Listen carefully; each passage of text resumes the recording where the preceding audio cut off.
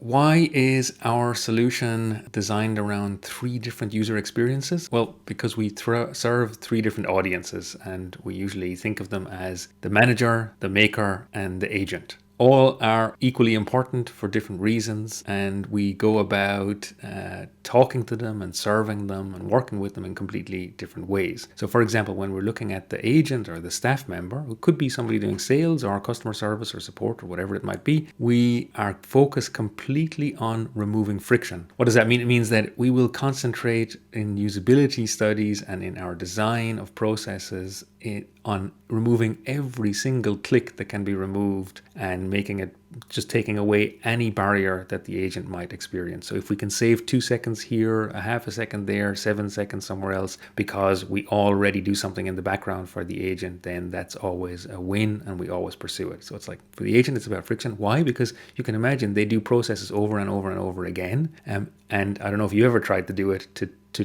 have an engaging interaction with somebody and look up data at the same time, like multitasking. Most humans are not good at it, and nobody's really good at it. And so if you can take away those things that are happening in the background and allow the agent to focus on engaging with the person they're talking to on chat or call or whatever it might be, then that's always a win. So that's the one user group. Then we have the managers at the top, let's say, and for the managers, we're focused really on 2 things: delivering data for KPIs and reporting so that they know what's going on, so they can measure whether they're actually achieving their goals or not from the latest initiatives, and on an ongoing basis. So that's one area for managers. And the other area for managers is the business case. So are we actually producing the several million euro or dollar business benefit that was being looked for in the initiative that's underway, or that has just been completed?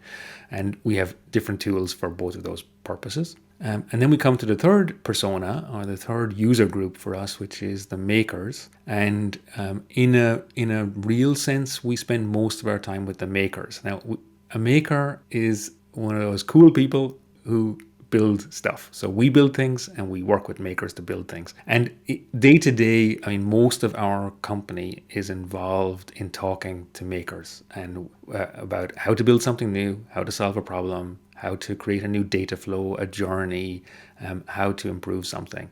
And that's if you think about what our whole team is, basically we are maker enablers.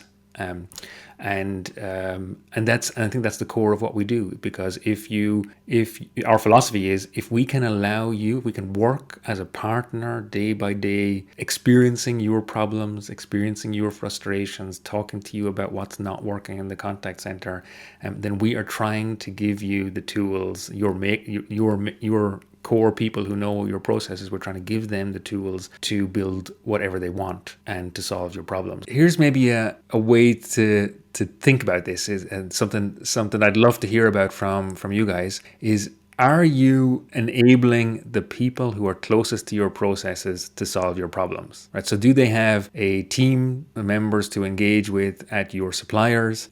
Do they have the tooling necessary to build whatever you want? Right? I think I'd love to hear how you're going about that, like what your approach is to tooling. Like, what are you considering as the most important way to allow your core few people who make everything possible? What do you give them? What do they have in their hands? And if you have a problem on a Tuesday morning, can they come back to you with a workflow to solve the problem on Tuesday afternoon and do an A/B test on a Friday? Like, is that your approach, or do you have a different way? Are you running MVP projects or waterfall projects? I'd love to hear how you're going about allowing your teams to really achieve the initiatives that you need to do in the contact center.